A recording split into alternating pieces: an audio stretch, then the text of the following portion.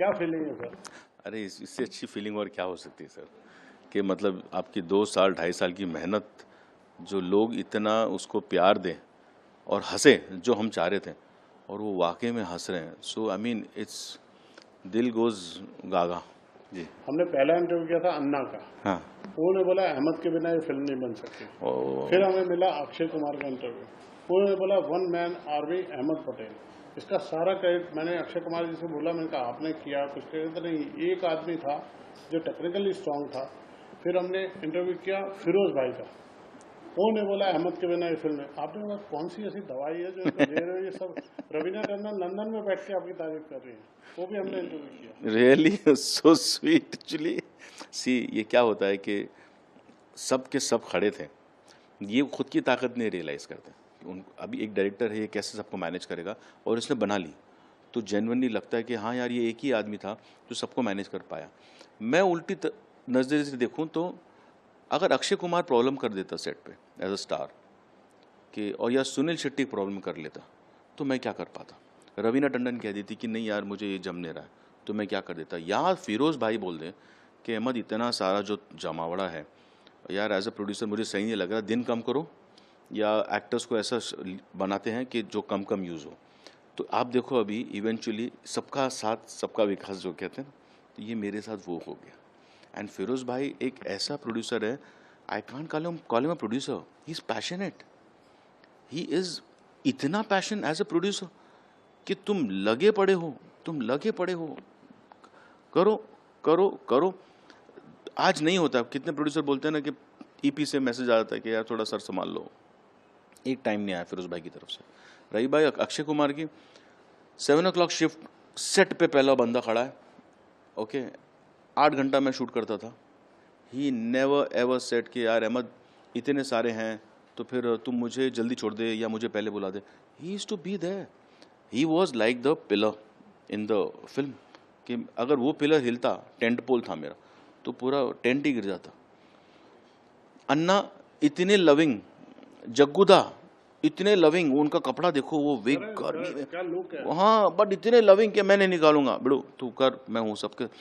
सो Johnny भाई, परेश भाई, you know उनकी एज देखो, and they standing with this youngsters, भाग रहे गन लेके, फायरिंग कर रहे हैं। तो मैं सबको कॉम्प्लीमेंट दूंगा कि they stood by me, they stood by the film. अब तो फिल्म रिलीज हो गई है, आप बताइए एक टिकट में कितनी फिल्में दिखाई आपने? तो बोल सकते हैं, शुरुआत में तो नहीं बोल सकते।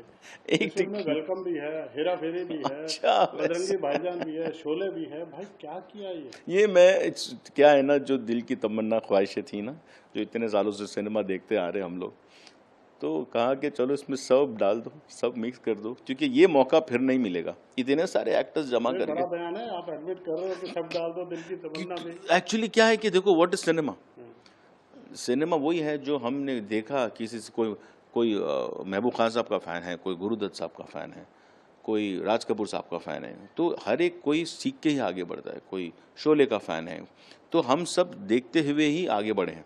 तो जैसे कि मुझे हमेशा नाम याद रहते थे, मोगैम्बो, गब्बर, शाकाल, डॉक्टर डैंग, तो ऐसा विलन का नाम चाहिए था। तो ये नाम किसने दिया मालूम है? जटारा, फिरोज़ भाई ने। वाह क्या बात। तो मेरे प्रोड्यूसर ने ये नाम दिया कि विलन का नाम जटारा होना चाहिए, तो हमने कहा भी है फिल्म में। कहीं डर नहीं था कोई कैरिकेचर हो जाएगा या इस तरह का कुछ? नहीं, आप देखो, अगर आप फिल्म देखो, आप, मैंने ना किसी को रेड सूट जैकेट्स, लड़कियों को कपड़े ऐसा नहीं किया है, वो इंट्रोडक्शंस वगैरह में है।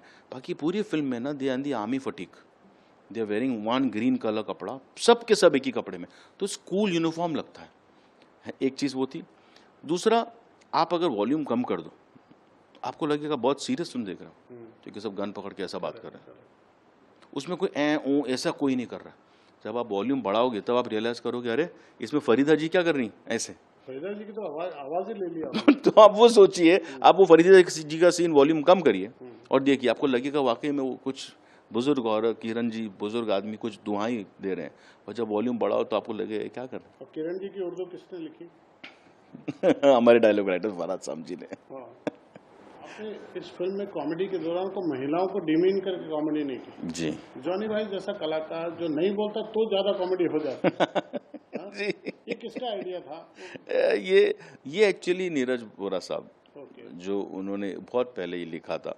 फिर फिरोज़ भाई ने कहा था अहमद इसको खेलो, कि ये बात करते करते ना जो नीरज चाहते थे कि ये मैं कुछ कहना चाहता हूँ और सुनो सब कान खोल के, ये बहुत इंपॉर्टेंट बात बोल रहा हूँ, मैं कहने जा रहा हूँ उसी टाइम। तो वो पहले जो बोले वो लगता है कि हाँ कि बोला तो है इंपॉर्टेंट, लेकिन वो जो इंपॉर्टेंट बात बोला उसी टाइम आदमी म्यूट हो जाता है। तो वो जो ब्लास्ट वाला सीन भी था कि ब्लास्ट मत करना, तो बोलते अरे उसको बोल ब्लास्ट मत करना, ए डोमिनिक वाह ब्लास्ट, तो बोलता समझ गया ब्लास्ट करना है।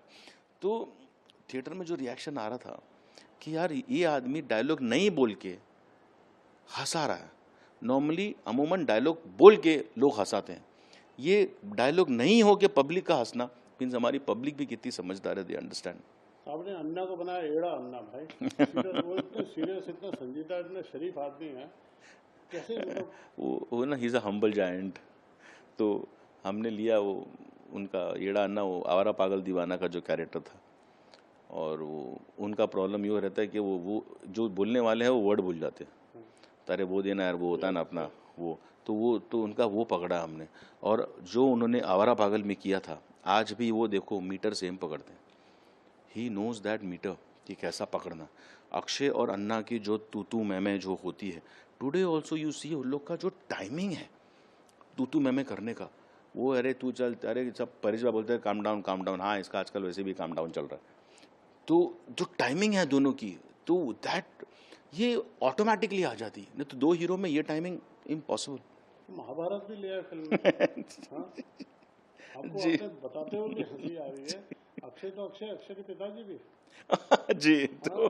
अब तो कुछ स्पॉइलर जैसी बात नहीं कुछ है। है नहीं, कुछ स्पॉइलर जैसी, क्योंकि जब वो अक्षय के पिताजी आते हैं, अक्षय आता है और उसको शूट भी ऐसा किया कि वेरी ड्रामेटिक और ठम ऐसा वॉक, ऐसा लगता है ओ माय गॉड ये आदमी आया है, बाप आया है। और जब वो बाप मुंह खोलता है तो सुपारी खाते हैं, जबान ठीक ठीक होता, हो पहली बार ही देखा ये कौन से डॉक्टर का इलाज है? नहीं, नॉर्मली क्या होता है आप देखो, जब कोई हम नहीं, कभी वो का ठीक है, वो सुपारी बताया खाते था, तो वो और क्या चल रहा है, तो क्या हो रहा है भाई आजकल, तो अच्छे इंसान भी हो जाता है। तो जब ये इंसान ही वैसा है, उसके मुंह में सुपारी दो तो क्या होगा, तो थॉट वो रखा था। तो अक्षय ने फीस डबल ली और सिंगल में किया ये काम? नहीं, बल्कि ये फिल्म तो मैं कहूँगा हम इतने सालों से जो काम कर रहे हैं, इतना एक्सपीरियंस है जो हमें, तो टेक्निकली देखा जाए तो हमारी फिल्म मैंने मेरे हिसाब से कंप्लीट कर दी अबाउट 115-120 करोड़ के अंदर। सो 200-250 करोड़ में करूं तो it's useless me being a director. तो इतने सालों के जो हम लोग की बोलते जो सीखा है हमने, वो अभी तो काम में आएगा। तो तभी जाके ये फिल्म इतनी बड़ी with the action with the actors, ये इतने चीप में बनी है। एंड कुडोस टू अक्षय जिसने पैसे ही नहीं लिए। तो इस लास्ट में मैं पूछूंगा आमिर भाई, इतनी बड़ी फिल्म दाव पे लगा के जब ट्रोल आर्मी पीछे पड़ती है, अलग अलग लॉजिक, अलग अलग रीजन देके कैसे हैंडल करते हैं इसको? कुछ नहीं, उनका खाना, उनका खुराक ही वो है। उन्हें तो वो रही, उन्हें तो उनकी वजूद ही क्या है, उनका being is nothing because if they don't roll और बुरा एनीथिंग। लगता है? वो उनका काम ही बेचारों का वो है। तो आपकी कोई पुरानी फिल्मों का रेफरेंस लेके बोलते ये फ्लॉप हो, फ्लॉप वटेवर? वो तो करो ना, हमने तो काम किया है, नहीं पसंद आई लेकिन मेहनत तो उतनी नहीं गई ना, करेक्ट। You know. तो अभी वो जो अपना घर बनाएगा गरीब इंसान, उसके लिए तो वो ताजमहल ही है। बाजू वाला आके बोलेगा क्या क्या बनाया तूने बकवास, भाई मेरे लिए तो मेरा घर है, यू नो। तो वो जिसको जो बोलना है वो बोले। और दूसरा इंसान वो होता है कि क्या घर है यार, तुम्हारे घर में सुकून है, वो इंसान अच्छा इंसान है। वो तो अपने खुद से अपने आप से खुश भी नहीं होते।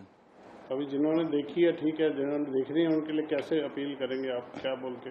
अरे मैं ही बोलूँगा आओ हंसो, मुझसे मत पूछो, जिसने देखी उनसे पूछो। दैट्स वाई आज देखो जो नंबर्स आ रहे हैं, it's phenomenal, we are very happy. बाहर निकल रहा था आदमी तो बोलता है शायद मैं हंसते हंसते मर जाता है। तो ये कॉम्प्लीमेंट है। जी बिल्कुल कॉम्प्लीमेंट। बहुत बहुत शुभकामनाएं आगे भी आने वाले प्रोजेक्ट के लिए। थैंक यू ये सो फिल्म मच। बहुत सफल हो। इनसे बात थैंक करने के लिए बहुत you so much, thank you ji.